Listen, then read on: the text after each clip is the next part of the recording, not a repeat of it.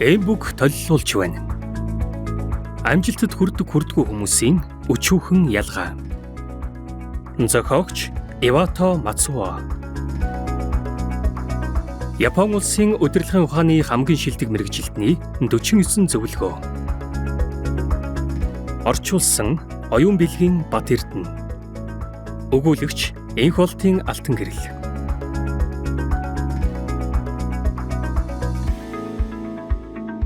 Яагаад яг ижил гараанаас эхэлсэн атлаа 5 жилийн дараах үр дүн нь ялгаатай байдгийн болов? Яг одооноос энгийн амархан зүйлээсээ өөрчлөлт хийж эхлээрэй.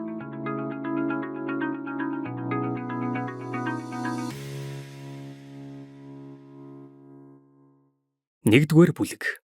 Амжилттай хүмүүсийн ажилдаа ханддаг ялгаа. 1. Жижиг ажлыгч амжилттай хийх. Та өөрийгөө одоогийн байгаа төвшнөөсөө илүү ихийг хийж чадах хүн гэж бодож болох ч тэрхүү агуу том ажил маш жижиг зүйлс хуримтлагдсны үр дүнд бий болдог гэдгийг санаарай. Тиймээс ямар ч тохиолдолд ажлыг аар сар хэмээн тооцож болохгүй. Өдөр бүр хийж буй ажил хэрэгтэй хичээнгүй чин сэтгэлээсээ хандаж бүрэн дуусгахын төлөө хичээх хэрэгтэй. Шибусава Ичи. Дайичи үндэсний банк Токиогийн хөрөнгийн бирж зэрэг 500 гаруй компанийг амьдралынхаа туршид байгуулсан. Япон улсын бизнесийн түүхэн дэх хамгийн нэр хүнд бүхий бизнес эрхлэгч. Японы эдийн засгийн эцэг, Японы санхүүгийн мөрөөдөл, Японы орчин үеийн соёл иргэншлийг үндэслэгч зэрэг олон нэршил түүний нэрний араас дагалддаг. Ирээдүйд амжилт гаргаж чадахгүй хүн ажилдаа хэрхэн хандаж байгаагаас шалтгаалan үр дүн өөрчлөгдөх болохыг мэддэггүй. Өдөр тутмын үйл хэрэгээ энгийн байдгал нэг зүйл гэж тооцсон хойрог ханддаг. Жижиг сажиг ажилд анхаардгүй учраас том ажилд ч амжилт гаргаж чаддаггүй. Ирээдүйд амжилт гаргаж чадах хүн жижиг зүйлд ч нухацтай хянуур, чин сэтгэлээсээ ханддаг. Үнэн ч хичээнгүй зан чанар төлөвшсөн учраас өөрийн бодож байсан төвшнөөсөө илүү том амжилт үр дүнд хүрч чадна. Хөдөлмөрлөх явцдаа сурсан мэдсэн арга туршилгаа бусад хамт олонтойгоо хуваалцсан хамтдаа өсөж хөгжихийг илүүд үздэг. Хичнээн жижигч утга учиргүй ажил гэж үгүй. Туулж өнгөрүүлсэн амьдралаа эргээд харах нэ надад ухаарсан нэг зүйл байна. Энэ бол тухайн үед надад оногдсон ажилд чин сэтгэлээсээ хандаж байсан минь хожим бодож чаваагүй туршлага болон сайн үр дүнг бий болгосон явдал юм. Оногдсон ажил маань хичнээн хүнд хэцүү байсан ч бүхэл хүчээ дайчлан, чин сэтгэлээсээ хичээснээр нууцлаг агуу хүчинд удирдуулан, өмнө нь төлөвлөсөн байсан юм шиг шин үе таалга нээгдэн боломж ирдэг мэт санагдсан. Өөрийнхөө чадварыг дутуу үнэлэлгүй бүхэл хүч чадлаараа хичээх хэрэгтэй. Бидний амьдралд хэрэггүй туршлага гэж байдаггүй. Бүх туршлага хожим хизээ нэгэн цагт тус болно. Apple компаниг үүсгэн байгуулагч Стив Джобс Стэнфордын их сургуулийн төгсөлтийн баяр дээр онцлон хэлсэн Connecting Dot тухайлбал цэгүүд хоорондоо холбогддог үннээс бид үүнийг ойлгож болно. Тухайн үедээ санамсаргүй сонголт байсан зүйлс хожим эргээд харвал хоорондоо холбогдох тохиолдол их бий. Зөвхөн урдхаа хараад цэгүүдийг хооронд нь холбох боломжгүй. Харин өнгөрснөө эргэн харвал холбож чадна. Тиймээс ирээдүйд цэг тус бүр ямар нэгэн байдлаар холбогдно гэдэгт итгэх хэрэгтэй. Би энэ бодлоо хайсан удаа нэг ч үгүй. Тиймээс л өөрийнхөө амьдралыг өөрчилж чадсан Стив Джобс. Үүнийг яагаад хийх хэрэгтэй бол гэж бодогдмоор жижиг сажиг ажил маш их байдаг. Ийм ажил хийх гэж зовж зүтрэн байж энэ компанид орсон байх тааж гэж бодогдох нь бий.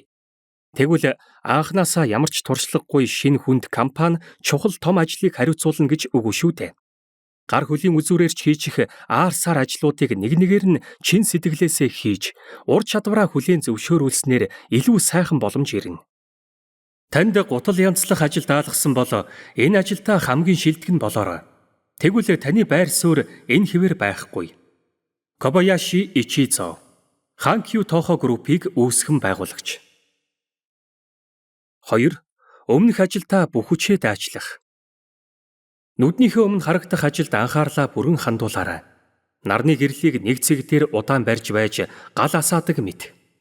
Александр Грэм Белл, Шотландын эрдэмтэн, зохион бүтээгч. Ирээдүйд амжилт гаргаж чадахгүй хүн. Өөрийгөө жижиг сажиг зүйл хийх хүн биш гэж боддог. Ямарваа нэгэн ажлыг хийхдээ гараа хөдлөхөөс илүү ярихтаа сайн. Тэгсэн хэрнээ цаг үргэлж гомдлож явдаг. Хийж буй хөдөлмөр бүтээлээсээ баяр баясгалыг огт мэдэрдэггүй.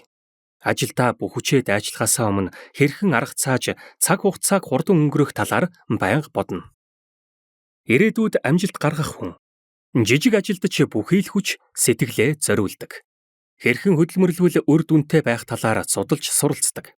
Эргэн тойрны хүмүүс нь түүний үнж хичээнгүй зан чанарыг хүлээн зөвшөөрч дуртай байдаг.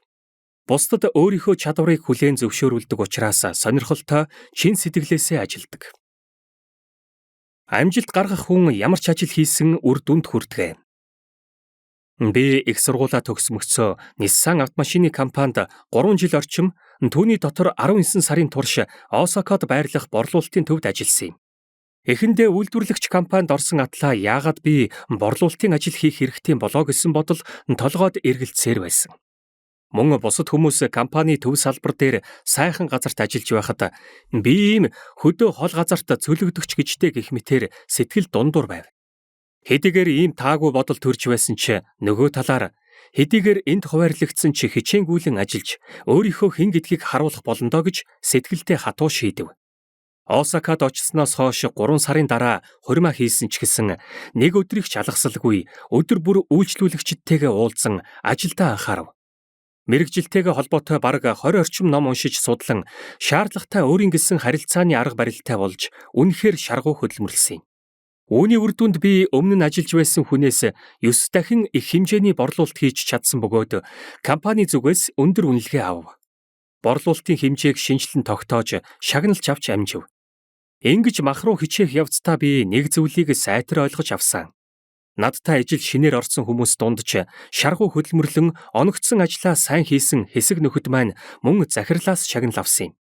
Харин компани муу дээд албан тушаалын хүмүүсээс өндөр үнэлгээ авсан хэдий ч хит олон тийшээ залгарсан хүмүүс шагнал авч чадаагүй.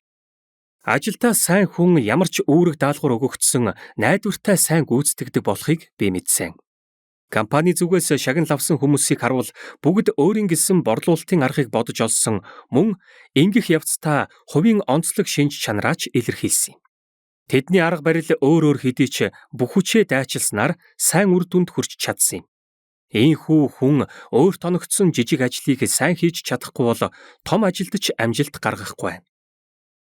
Өөрт оногдсон ажилд бүхий л хүчээ дайчилбал боломж танд ирнэ.